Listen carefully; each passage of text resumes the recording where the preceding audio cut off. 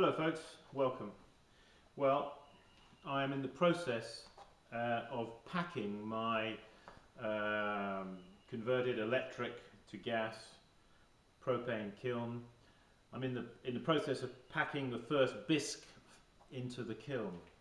So I'm just having a look around the workshop to see what pots I can put into the kiln. Let's just move the camera a little bit so you can see in a little bit more detail what I'm talking about. As you can see, the lid is open, and inside here I've already got the first layer in there on the bottom of the kiln. Okay, you can just see that. You can see the props that I placed, one there, and one there. All we need is three props, and those props are placed over the shelf and where they are supported underneath the shelf by the supports, the shelf supports underneath. You should always put the weight. You know, on top of, so you build like a column to support the weight. Otherwise, you get the shelves will start to warp, that kind of thing. Hope that's in focus. Anyway, right now my next job is to place the shelf in the kiln. Now, this being a gas-fired kiln, I don't really want to have too many shelves in it, because too many shelves can interrupt the gas flow and can make it too dense. Here you can see how I've packed. Let's just lift up and you will see the sand is placed in the base of each of these GP bowls. Sand is placed, so the weight is carried down through the sand in the middle and not taken on the edges of the work, of the pots, of the bowls. Okay, that's very important, because these are stacked now 1, 2, 3, 4, 5, 6, 7 or 8 high, these GP bowls. So obviously the weight of the bowls right down at the very base is quite a lot, because the one at the bottom is carrying the weight of all of them. So a way to pack bowls inside each other, I'm sure I've done this with you before. You see, if they're packed like that, the weight is taken through the sand. It's not taken here on the lip or the edge of the pot. So there's always a gap there, you see, on the edge. Okay. Probably some fine building sand is good to use for that.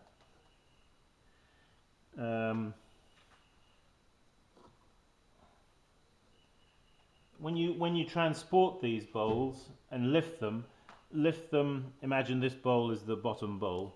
You lift them here like this, you see. Don't lift them here, try and lift it on the edges here. You take the weight through the bottom like that. How my fingers are positioned. You sort of carry the stack of these bowls.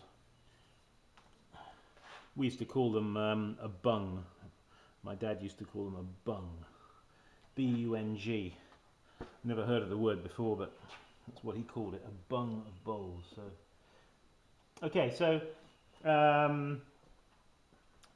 in this piece here, you see there's another pot is placed.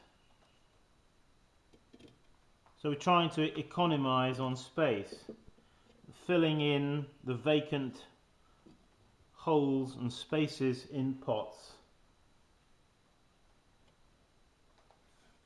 where we can, snugly fitting in as many as we can without creating too much weight. Stacking little vases like this on top of each other like that. That's perfectly okay to do. All right, so they can take the weight in that way. It's a bit like sort of packing a jigsaw puzzle. I've got mortars here that are packed like that, you see, face to face, and I've got them 4 high. So the nice thing about a bisque firing is you can take a few risks, can't you?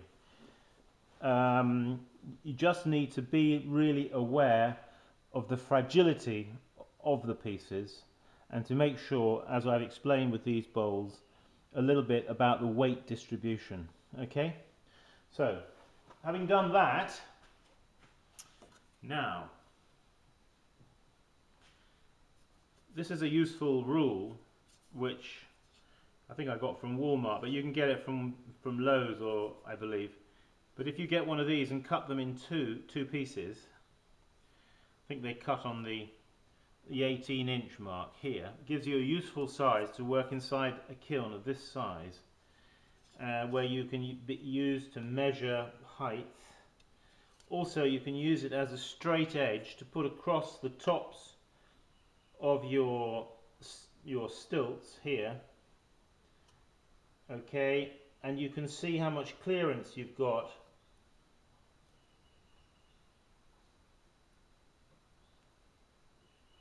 under the shelf, because of course now when I'm going to put the shelf down on top of this, I've got to know that all of the work is below the height of these. So an easy and convenient way to do that is just to use a straight edge like this, and you can put it across in different ways, and you can see what kind of clearance you've got. And if you are in any doubt, you can then, if necessary, put a higher stilt in, or higher prop, or you can put a bit of packing underneath it. Okay, so for my next trick, I've got to over there, you can see I've got the shelves over there, and I'm going to get one of those, and we're going to put it in the on top of those props. In fact, I've got one here already.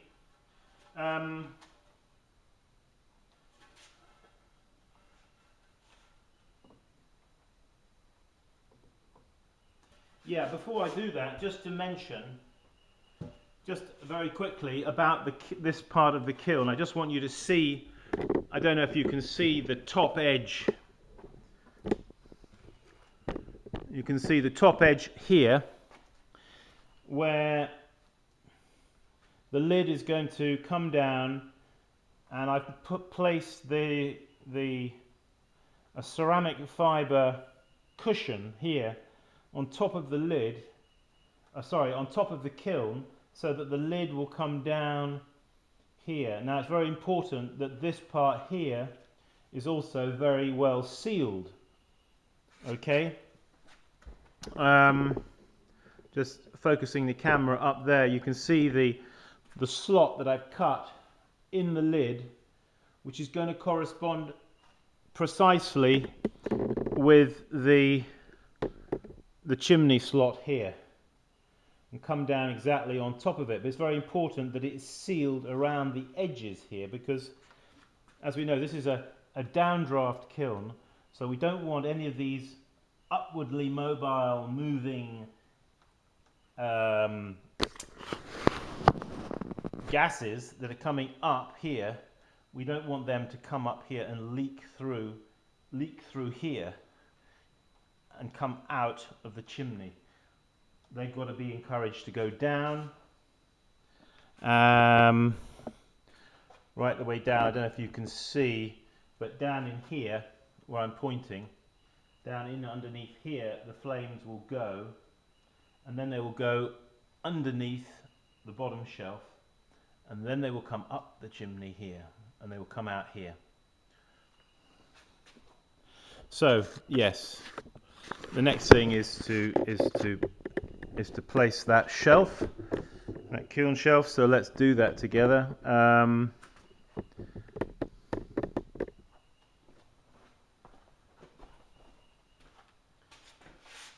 these kiln shelves I have batt washed. All right. Now the other side is not batt washed. The underside, you can see. These are shelves that have got holes in them. I've been assured they're good for cone 10. So I'm going to lean over the kiln.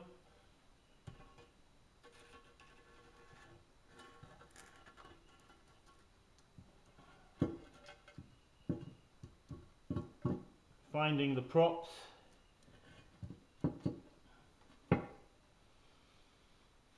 Okay. Now, the next thing is to consider, well, I suppose we could consider a cone. Let's see. Yeah. Well, I've got.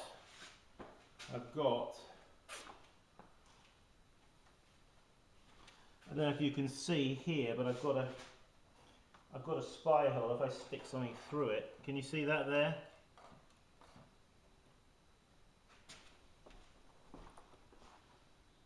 Yeah. Down there, I've got a slot here for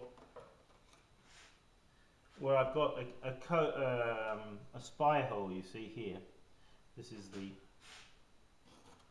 So I could put a cone in there. I've got some cones. I was sent some cones by a kind person, and these are small little cones. What are they? 04.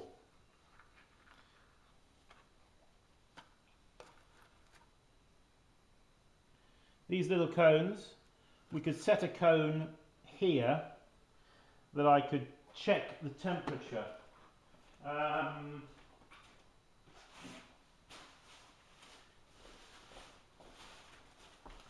Just swing the camera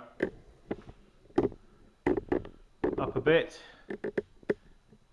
Yeah, so I've got some clay here.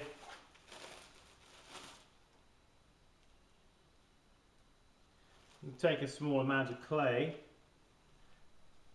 All right. And then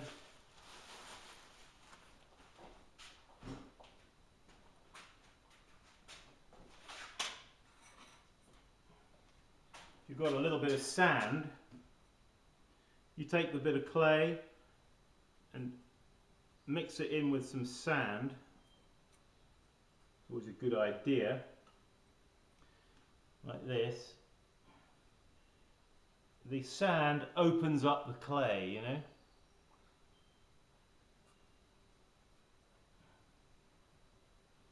Introduce a bit of sand into the clay that you're going to use for your cone. Work it in.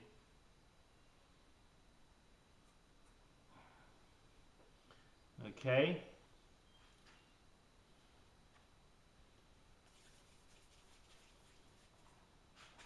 Right. It's just going to change the focus on the camera here.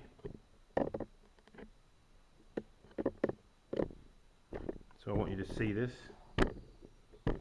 because I know a lot of you use cones. I'm actually very naughty. I don't use cones. At least I don't for doing a bisque. So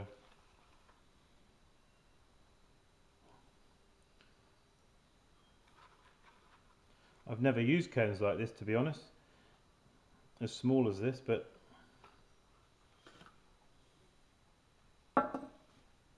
Alright, so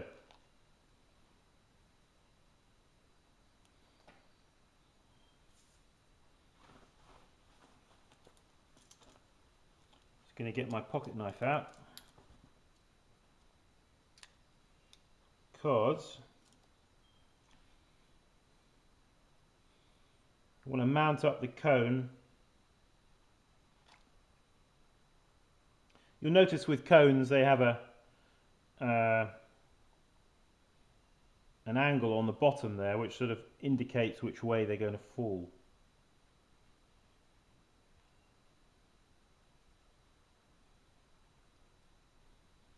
So I don't have more clay here than you need.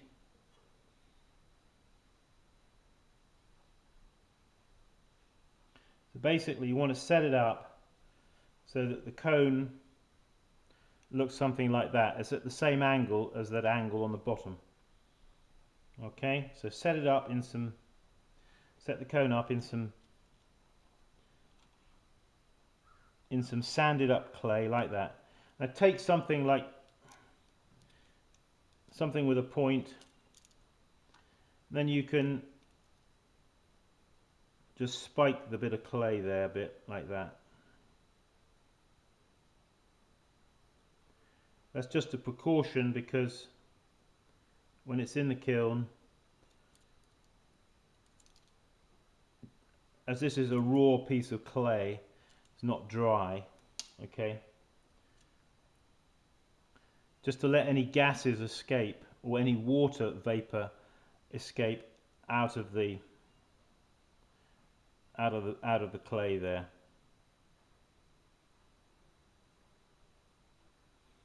Okay, now that cone can go over there where I can see it. I usually like them to fall from right to left. So I've just put that little cone down there, that tiny little fella. There he is down there. So what I want to do is I want to make sure that I can see the cone through the hole. Because if I can't see him, he isn't going to serve any purpose, is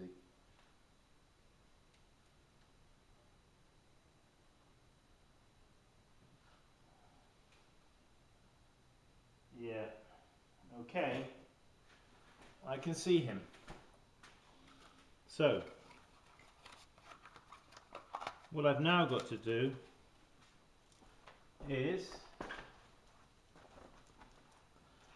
I've now got to pack this shelf of the kiln. So I need to just have a look to see what pots I've got that would be suitable. And over there, as you can see, I have a few. So let's go and grab a few of those pots.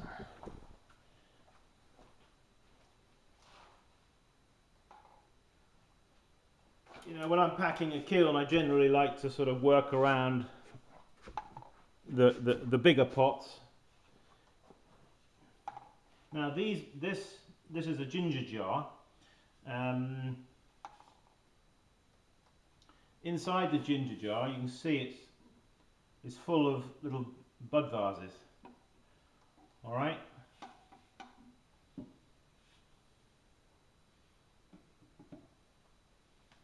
So I'm going to place a few pieces into the kiln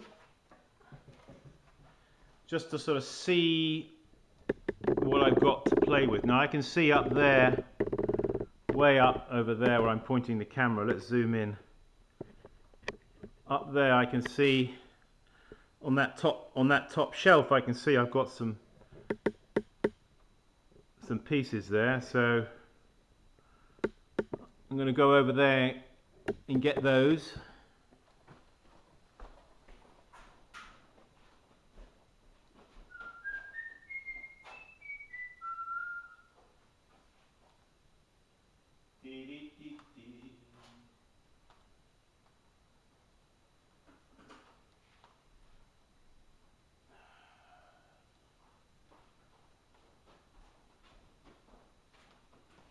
I've also got some teapots here on the table. So,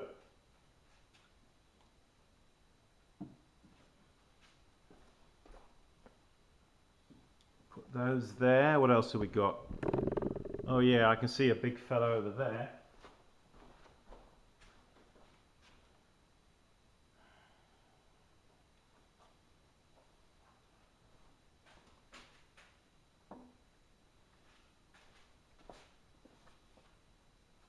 So, let's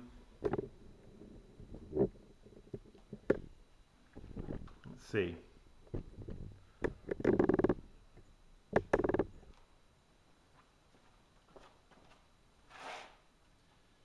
This is very much a higgledy-piggledy selection of pots, and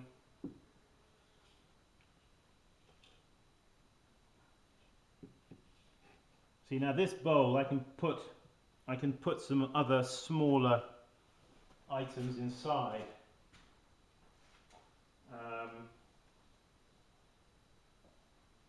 Yeah.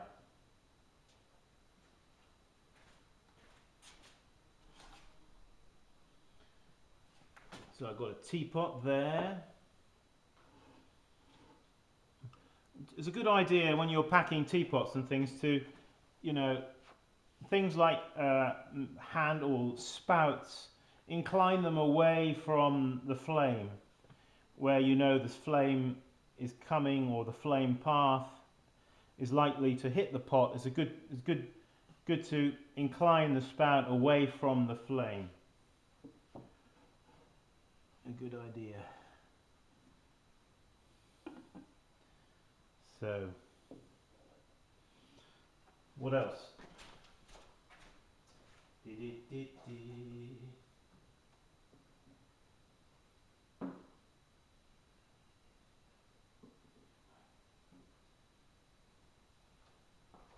Right.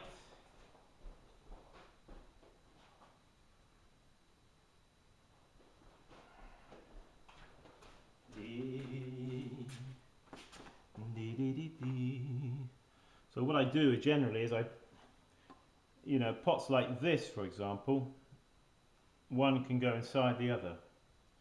And if you've got something else smaller that might even go inside that, who knows? We may be lucky.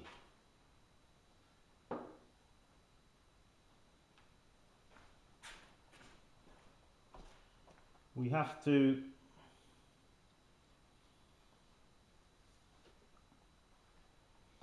well, they may go inside there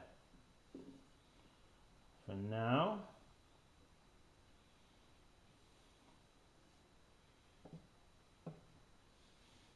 I'm trying to economize with the space, you see, with what I've... Sometimes you put something upside down, you see. I may be able to find something to go over the top of that, I don't know.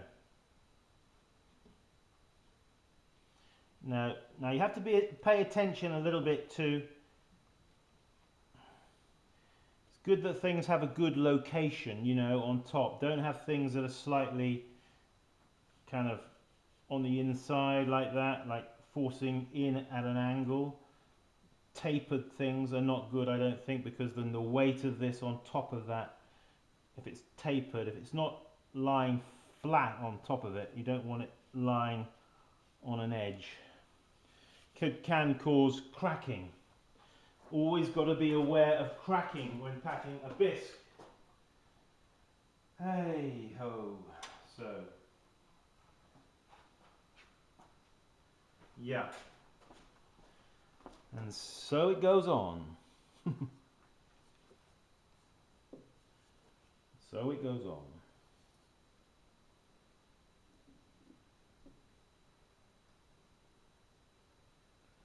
La la la.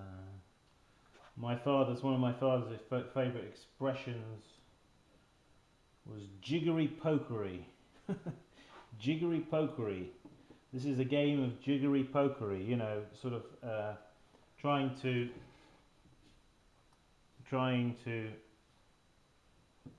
find the spaces and the spots for the pots to go in. A game of jiggery pokery.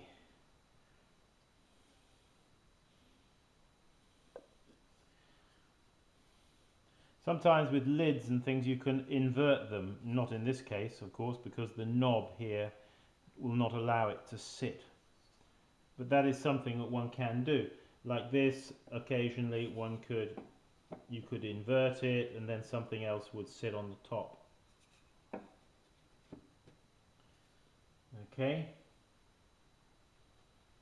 Now I've got this bowl here, you see. This bowl is looking for a home.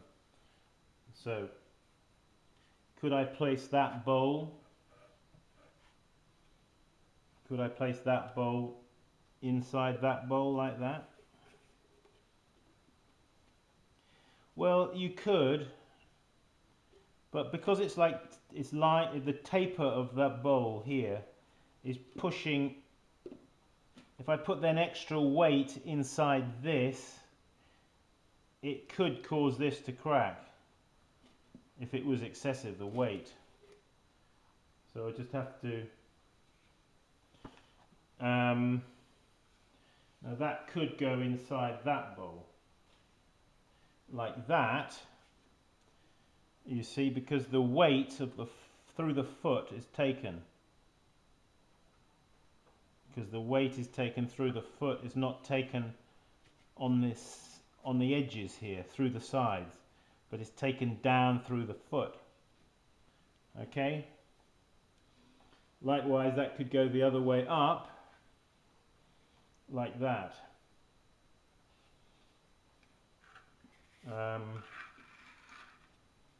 So, some food for thought. Let's move that fella over. Get that teapot out of the way again. See, this is what it's like packing a bisque kiln, isn't it? You have to.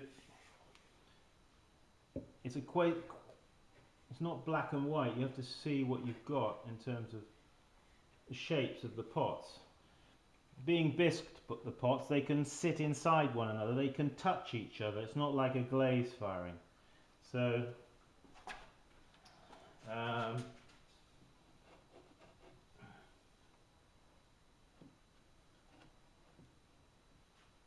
Okay. It tends to be every pack tends to be a little bit different, doesn't it? From the last one. As you are playing around with these three-dimensional shapes, trying to. Now, could that teapot go inside that one there?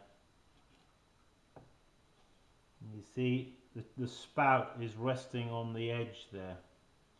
Am I happy with it? I have to ask myself.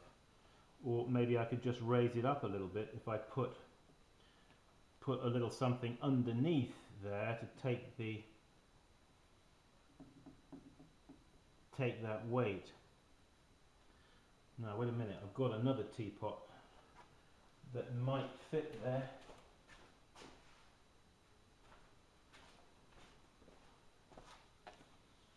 This is a different teapot. This might, yes, it looks like this one is going to be okay because it's a little higher, the spout on the edge. And so on and so forth. So the story goes. So packing your bisque kiln. If you're sensible, you can actually get quite a lot of work in, but you have to learn a little bit the lie of the land, if you know what I mean, and how things are going to work together. But if you apply a few basic principles, as I've told you about the weights and what you can put and where you can take a risk and where you don't want to, you'll be surprised how much you can get in. Okay, so